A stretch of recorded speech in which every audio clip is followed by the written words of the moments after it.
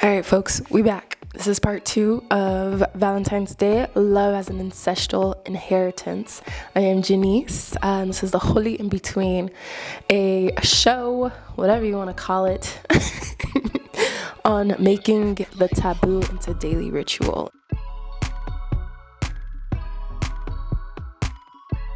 And so if you watched the first video, you know that I talked about why I love Valentine's Day and how it is so much deeper than a consumerist, holiday that has been perverted.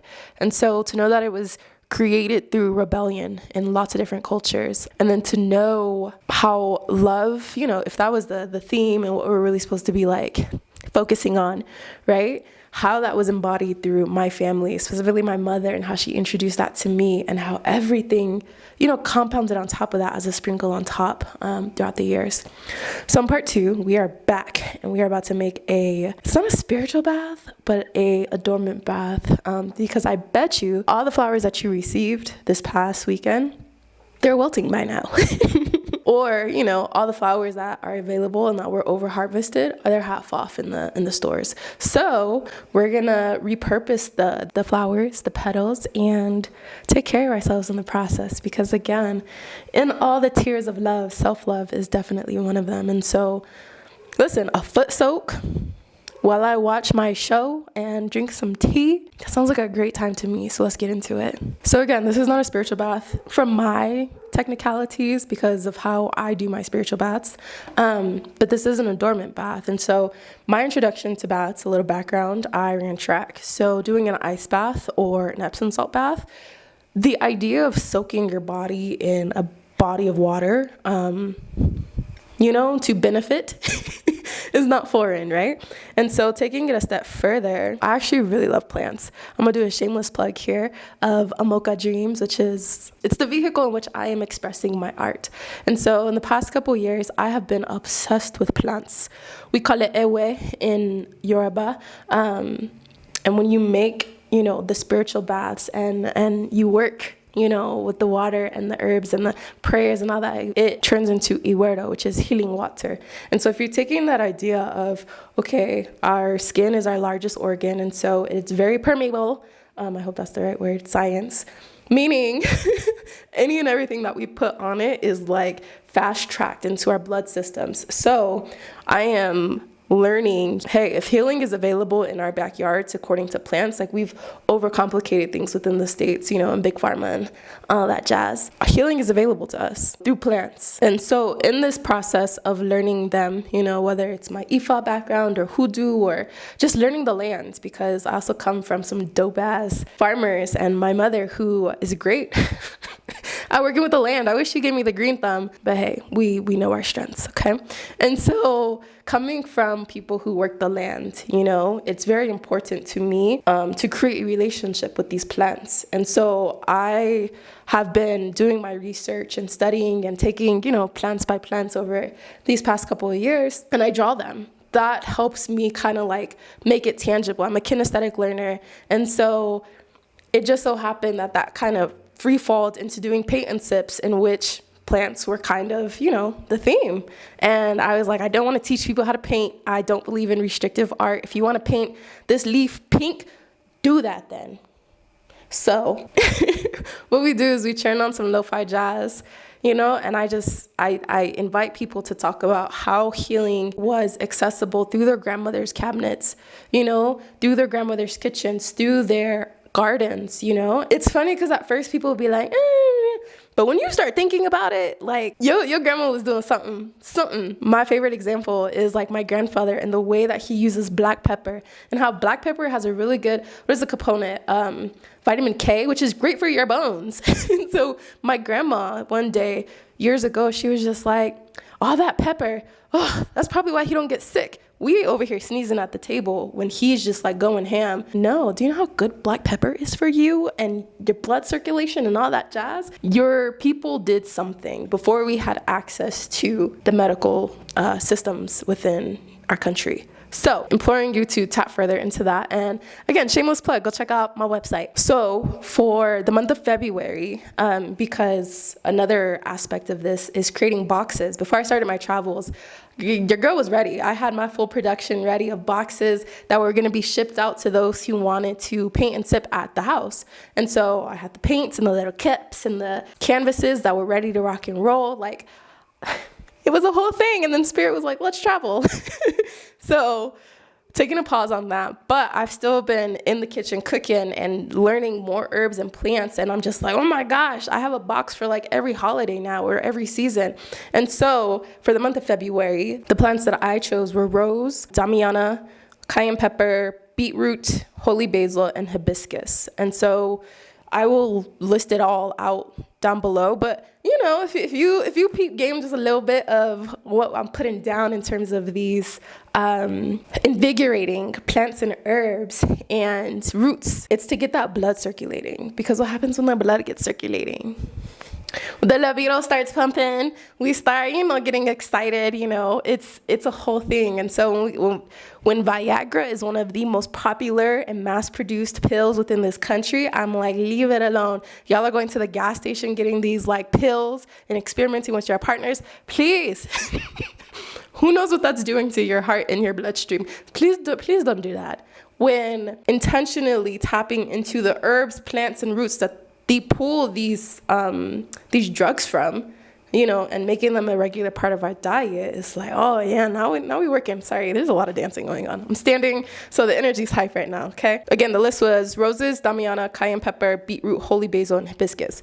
So roses, I'm not a historian, guys. I'm learning my lane, right? Roses have a very long history within our culture, within all cultures around the world, the trade between them all, how we have decided as people, as humans, to reverence this plant. And so I'm not going to bore you with the history of it. However, I'm going to tell you a couple things that kind of stood out to me and why probably roses became such an important thing to me growing up. So first and foremost, my dad growing up had a rose garden for my sister and I. And so in like elementary school, I read one of my favorite books ever, like Water for Chocolate. They also made a movie from it, but the movie is missing a very important part that like always stuck with me. And so like Water for Chocolate or Como Agua para Chocolate. It's by the Mexican, I have my notes because again, I'm not going off the dome for all this stuff, but it's by the Mexican novelist and screenwriter, Laura Esquivel. And so, quick synopsis, in the story of a young girl named Tita who longs for her lover Pedro but can never have him because of her mother's upholding of the family traditions. The youngest daughter cannot marry because she got to take care of mama, right? And so, instead of being able to express herself and rebel, she emotes and does all of that through cooking. She's an incredible cook. And so, this was also, when we talk about what was your introduction into like the witchy woo-ness world, this book, Kitchen Magic, oh my gosh. And so throughout the book, I'm not going to spoil it actually, but she's very talented in the kitchen and in being able to express herself through cooking. She made this very specific recipe, which was quail in rose petal sauce. Now, if you've read the book, please comment down below and tell me I'm not crazy. My mouth would be like watering when I think about it because of how good it was and how because again, the magic was magicking. So what came out of her cooking that recipe? Found somebody who does an aesthetically pleasing, redoing of the recipes and books. And so I'm going to show it here, give her a quick shout out because how dope, right? So that was probably one of my first introductions to roses. So the second example is where the milk and honey baths and roses bath came from. Cleopatra, which is one of the most well-known for taking your milk and honey bath.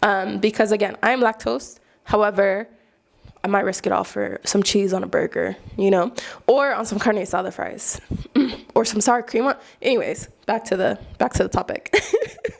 I stay away from dairy as much as possible. However, it's really good for your skin, and so because of the lactic acids within it, honey is a humectant, meaning all the moisture and the glowiness that comes from applying it topically.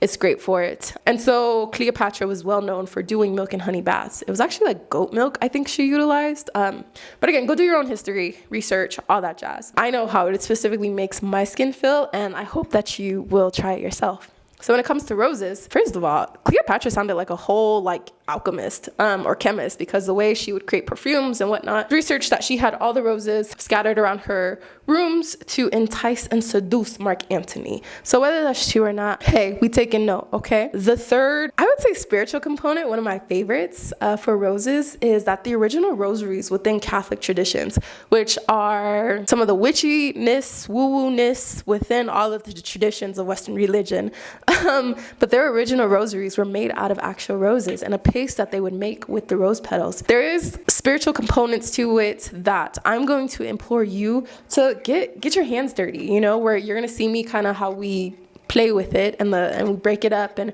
we get the juices out. And so let roses be your teacher. Let them kind of open up what this plant means to you and your lineage and the people that you come from and the land you come from. One of my last favorite examples, one of my good friends, when I started, you know, on this journey of plants and plant medicine and understanding them and how we utilize them, I was asking her what's her favorite plant or herb. And so she had said roses. And I was like, really? And so apparently when her dog died, because her cabinet is full of tinctures and all types of plant medicine and whatnot. And so when her dog died, she took it really hard. And so she made like a rose tincture and would rub it into her heart to help her with her grief. And so she said it worked, and it was a most relaxing and calming sensation that was created from it. And I'm like, how dope, how amazing. Because again, I'm not saying it's gonna work that way for you, but explore, especially when we get into how they have been over commercialized, which we'll get into that too, because tobacco, just like marijuana, the minute it starts hitting these like mainstream, like, for everybody, for these purposes, it's like, okay, are we perverting this plant? Are we doing too much? Was this plant meant to be utilized, you know, this often in this way? And so when it comes to how we just do the most for Valentine's Day, you know, instead of having actual cycles and working with the land, it's something to look into, you know, especially if you're starting your own garden and adorning your own backyard or whatever with plants that are bright and vibrant to invite all the bees and animals. And so this is pretty much the end of my rant before we like start to actually make it. But I just want you to be conscious. I want you to be conscious of how a lot of our indigenous practices were nature-based, meaning they were in harmony with the cycles of the earth. These fires that just happened in California, one of the very like minuscule points that kind of added the fuel to the fire was not doing regular burnings, and that land becoming a ticking time bomb because of how they were not taking care of the land and being in good harmony with it. So as we get back to indigenous practices, as we get back to being in harmony with the land, take your time, have fun with it, make it cute. Because the more that we make it a part of our day today, the more that it actually helps. You can't take 1 cup of tea of clove water and then expect it to work miracles overnight. This has to be a regular part of, you know, spiritual hygiene. You can't just do one spiritual bath once and then expect, oh, we all fine. Like, this has to be a ritual. It has to be habitual for it to take plant into our DNA. So with that being said, my ancestor altar is popping. I'm going to probably do a voiceover now as I, you know, start to demonstrate how we do this. And we won't call the names because I'm going to show you the pictures of ancestors who inspired this and their love. And I'll probably show you right here as well. Well, okay, I won't hold it up here. We have some whole milk. When we're doing this, I do believe in using whole milk because it has whole vitamins with the vitamin A and the D and the, you know, all of the things. Then we have miel or honey, which again, we went through all the things. I have some water boiling on the stove right now because when it comes to adornment baths, I like them to be warm. I'm going to soak my feet in them. I have a tub right here, and you're going to see it shortly. The various ways of doing baths is you can soak your feet in them. You can stand as you put, you know, them in a muslin, a little pouch, you know, that's porous, that allows the water to seep through. And so you can scrub your body with, you know, the herbs and the stuff inside of that pouch. What's another way to do it? God, get fancy and creative with it. A spiritual bath does not have to equate to you sitting in an actual bath with all of these herbs and stuff. And so with that being said, let's get into it.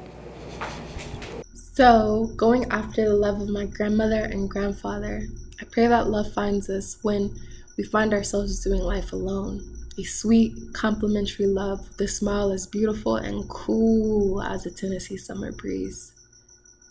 Following the love of my big mama and my granddaddy, I pray that we experience a love that provides, that makes us feel like the lyrics of Natural Woman by Aretha Franklin. Before the day I met you, life was so unkind. You're the key to my peace of mind, because you make me feel like a natural woman. When my soul was in the lost and found, you came along and claimed it. I didn't know just what was wrong with me till your kiss helped me name it. And now I'm no longer doubtful of what I'm living for. And if I make you happy, I don't need to do more, because you make me feel like a natural woman. I pray that we experience a love that makes us cool. Ooh, baby, what you done to me? You made me feel so good inside, and I just want to be close to you because you make me feel so alive. I pray that when we come into relationship with our partners, our friends, our family, that harmony is found in blending efforts. That everyone has their role and understands the importance of telling the truth, of holding ourselves and others accountable, and the importance of not having to carry the load by ourselves. I pray that our relationships are something that we can be proud of, that we can share with the world effortlessly, that our children's children hear about our relationships, our friendships, our family bonds, and they go to their shrines and ask for something so similar, an exact duplicate of that type of love. I pray we only come into relationships with people who make our skin glow, who don't throw off our pH balance, whose aura feels like home, whose natural pheromones and funky ass smells are deliciousness in our nose, who we can pray for, who we can trust to pray for us when we cannot pray for ourselves. I pray that we are reminded of the importance of love, not just on Valentine's Day, but every day of the year. But like for real, because we know people love to pull that card. Ashe, ashe, ashe yo. So thank you for joining in on another episode of The Holy In Between. This is part 2 of Valentine's Day, love as an ancestral inheritance. We're going to talk more of our ancestors and all that they have left the blueprint for. So I'll catch you on the next episode. Peace.